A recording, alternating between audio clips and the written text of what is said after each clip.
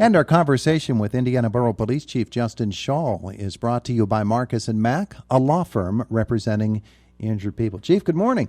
Good morning. It's good to have you with us here today. You know, I didn't think maybe for a while that we'd even have a chance to talk about school getting started and watch for crossing guards and kids in unexpected places and school bus laws and all of that, but I guess I should be happy that we can talk about that. I know it's a big topic for you. Well, it is a big topic for me, and it's a big topic for everyone. I mean, yeah, I couldn't say it more accurately that this year started out in a way that was extremely unpredictable, and it continues to be unpredictable, but it seems that we're going to be getting a more traditional feel for the fall with school returning. And so I do appreciate the opportunity to speak about traffic safety and about our students returning, which is we all want to be a positive experience. Absolutely, we do. And, you know, we think about it, and sometimes it's put this way, and maybe I guess it's not the right approach, is to say, here are the penalties if you violate a school bus law, for instance. Maybe we ought not to think so much about the penalties, but just more about the compassion that is involved and the need to be alert and avoid a tragic situation. That is absolutely correct, and that's a conversation that I'm really looking forward to having. So, really, we need to protect our students. We have to protect our children. The schools have done, from everything that I have seen as a parent, a phenomenal job of taking great steps to protect our students while they're in school. And so our job is to get them to and from school in that same way. So certainly we're asking that everyone travel a little slower come next week through Indiana Borough and through White Township. And we're asking that when you see a school bus, you recognize that there are students loading and potentially unloading, depending on what time of day it is, and that we have to recognize that we're all relearning how to get back to school. And there are a lot of other things that are going to be on our minds as well in the fall. So we just need a heightened sense of vigilance. We're asking for increased patience, as I seem to do every year around this time on your program, and just to know, take a little extra time. We don't want any school bus to be passed, specifically when it's got an arm out.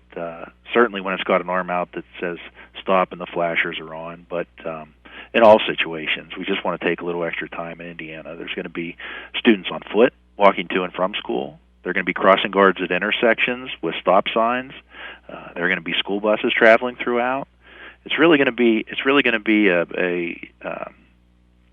I'm going to be comforted by that sight this year, and I just don't want anyone to be distracted or lulled into thinking that there aren't dangers that are going to be presented. Yeah, watch out for the crossing guards. They're doing a wonderful job as well protecting the kids. One of the things that's interesting to me about the Indiana Area School District, unlike some of the other districts around our area, whereas there is a senior high campus, there's a junior high school, more like, or Horace Mann Elementary School.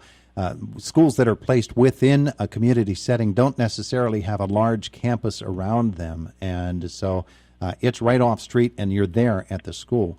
That might present a special challenge for drivers or for the general public at large in watching out for the kids. Well, it really does. But, you know, true to Indiana Borough's form, we are a walkable community, and we want to be bicycle friendly and pedestrian friendly. And but to your point, our schools sit on streets that are well traveled. Our sidewalks generally aren't significantly wider in the area of school as they are anywhere else. All of our schools sit near intersections. So certainly there are many things there to think about and to consider, but pedestrian safety is an important component. Pedestrians taking safety into their own hands are educating of students in how to safely cross the street, waiting for a school crossing guard to come out to make sure that all traffic is stopped. And then with our motorists, just adhering to those same guidelines at intersections and being patient with everyone, because there's certainly going to be traffic congestion in Indiana come Tuesday, September 8th. And so I say it's a welcome sign because it's a sense of normalcy that I think we can all appreciate, but certainly there's also going to be an added apprehension. And safety's on everyone's mind these days.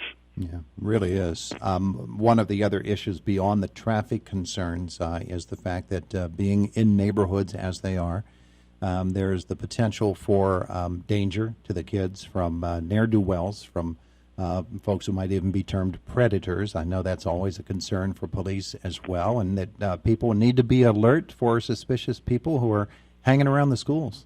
Absolutely. Absolutely. Thank you for giving me an opportunity to speak on that. I mean, there are true dangers that exist in our world today. Indiana Borough, as much as I focus on peace, safety, and comfort, we're not immune from those.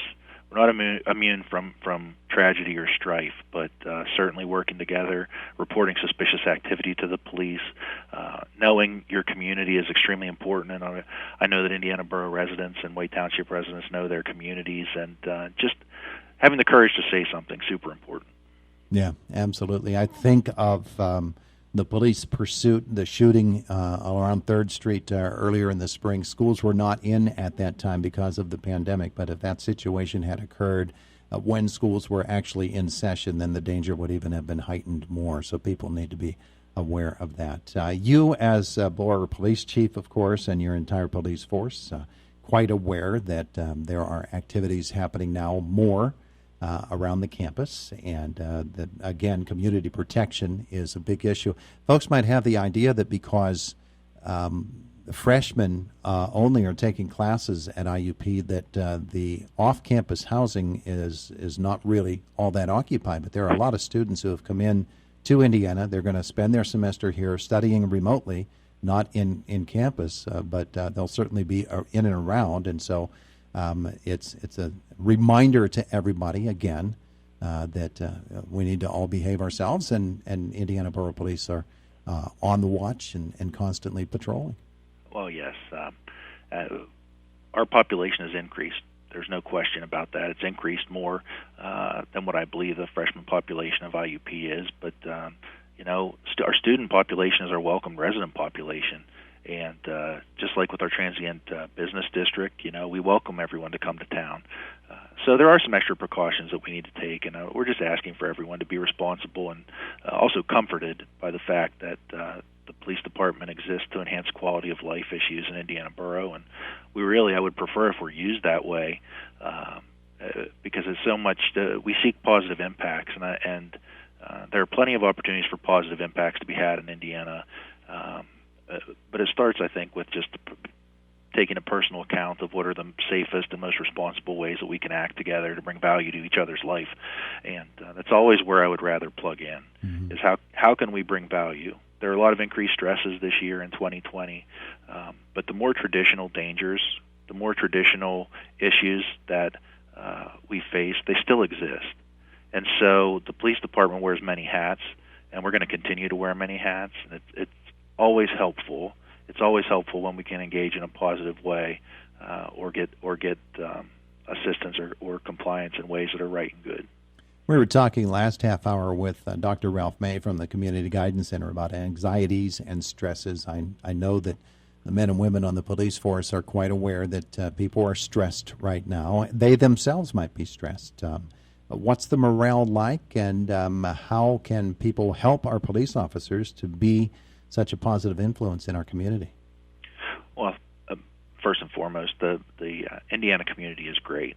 I have not felt a lack of support, and I know that our officers, although certainly faced with many circumstances in 2020 that weren't able to be foreseen, I believe that we all collectively feel support from our local community. So officer wellness, though, is an important topic, and it's every bit as important as any other topic that we would speak on as far as wellness goes and stress levels. Officers, a police officer is a member of the community, first of all, and so the community stresses that are being felt are the same exact stresses that I feel, or the same exact stresses that any officer here would feel, and but it's not a matter, I don't believe it's a matter of feeling unsupported. I believe it's just a matter of how can we best move together for successful outcomes. How can we best get through these very difficult moments in a way that bring value to everyone? And how can we plug in a way that brings credit to all of the great things that we know we're doing to keep the Indiana community safe? So those are the areas in which I, as chief of police, are focused on with staff. I mean, the police department in Indiana Borough I have great pride in, and also our county's law enforcement. I find myself so impressed with good things that happen, and we're all working to make the community that we live in a more positive place, and seeking those impacts. Absolutely. We're building community here in Indiana, and I appreciate the efforts of you and the entire police force. Chief Justin Schawl, thanks so much for being with us today. Well, thank you. I appreciate the opportunity, and drive safe always, but pay special attention next week. There you go. Good point. Good point. Have a great day. Thank you. It's Indiana in the Morning here on WCCS 101.1 FM and AM 1160.